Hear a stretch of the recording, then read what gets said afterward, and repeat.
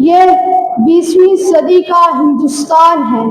کہ جہاں غلامی کی زنجیریں توڑنے والے، آزادی کا جذبہ رکھنے والے، ظلم کے نظام کو تسلیم نہ کرنے والے، اپنے حق کے لیے آواز اٹھانے والے کچھ طیور بستے ہیں جو کہ سوچ رہے ہیں شجر کے بارے میں کہ جہاں وہ غلامی کے چنگل سے نکل کر آزادی کی زندگی گزار سکیں۔ یہ طیور ایسے شجر کے بارے میں سوچ رہے ہیں کہ جہاں وہ بغیر کسی خوف کے اپنی عبادت گاہوں میں جا سکے۔ ہر طاقت ان کے اس آزادی کے جذبے کو ختم کرنے میں ناکام رہی۔ یہ طیور لٹتے گئے، کرتے گئے، مرتے گئے، لیکن آنے والی نسلوں کے لیے ایک ایسا گھر بنا دیا کہ جہاں وہ صرف اللہ کے آگے جھکے، نہ کہ کسی انگریز کے آگے۔ عزیزان من، انہوں نے اپنی جانوں کے نذرانے دے کر قیامت تک کے لیے اس گھر، اس شجر، اس ملک کے ایک ایک دشمن کو یہ پیغام دے دیا کہ ثبوت دیں گے وفا کا یوں اشتباہ غلط، ملا کے خاک میں رکھ دیں گے ہر سپاہ غلط۔ بارات کعبہ ہم آنکھیں نکال چھوڑیں گے، بارات کعبہ ہم آنکھیں نکال چھوڑیں گے، اٹھی جو ملک کی جانب کوئی نگاہ غلط۔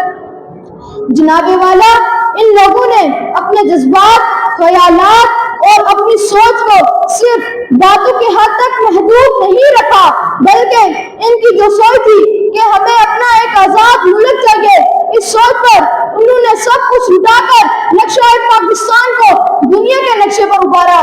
لیکن رکیے ذرا صبر کیجئے، یہ جو کہانی تھی، یہ جو جدوجہد سے لے کر آزادی کی کہانی تھی، یہ تو 20ویں صدی کے ہندوستان کی کہانی تھی، لیکن یہ ہے 21ویں صدی کے پاکستان کی داستان۔ جی ہاں، یہ ہے 21ویں صدی کے لٹے ہوئے، بکے ہوئے، لٹے ہوئے، سوکھے ہوئے اس شجر کی داستان کے جس کے اپنے ہی بسنے والوں نے سے جلا کر رکھ دیا۔ یہ اس شجر کی داستان ہے کہ جس کی ٹہنیاں ٹوٹ چکی ہیں، پتے سوکھ چکے ہیں، کوئی رسیلا پھل اس پر باقی نہیں رہا۔ اور اگر بات کی جائے یہاں پر بسنے والی لوگوں کی، تو غربت اس ملک کے آسمان کی بلندیوں کو چھو رہی ہے۔ جب میں اپنے گھر سے نکلتا ہوں اور ہمارے ملک کے نوجوانوں کو گلی گلی پکوڑے، گول گپے، دہی بھلے بیچتے دیکھتا ہوں تو میری آنکھیں نم اور دل پاش ہو جاتا ہے کہ ہمارے ملک کے نوجوان جنہیں آج اس قابل ہونا تھا کہ پوری دنیا میں اپنے ملک کا نام روشن کر سکے، لیکن ستم یہ کہ بدحالی اس قدر بڑھ چکی ہے کہ ان کے پورے دن کی محنت مزدوری کی قیمت صرف 5 کلو آٹے کا تھیلا ہے۔ تو پھر عزیزان من، میں آپ سے سوال کرتا ہوں کہ ایسے میں اس شجر پر بسنے والے طیور بھلا کیسے سوچیں گے اس شجر کے بارے میں کہ انہیں تو مہنگائی، غربت، آٹا چینی، تیل دہی میں اس طرح الجھان ہے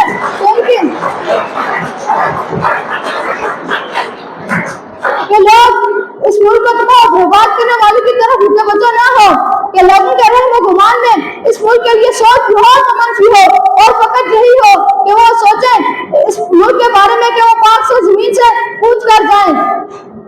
ایسے حالات میں اپنے طیور اپنے شجر کو چھوڑ جانے کا فیصلہ کرتے ہیں، تو پھر ان کا گھر، ان کا شجر انہیں یہ سکھا دیتا ہے کہ تھک گئے ہو تو تھکن چھوڑ کے جا سکتے ہو،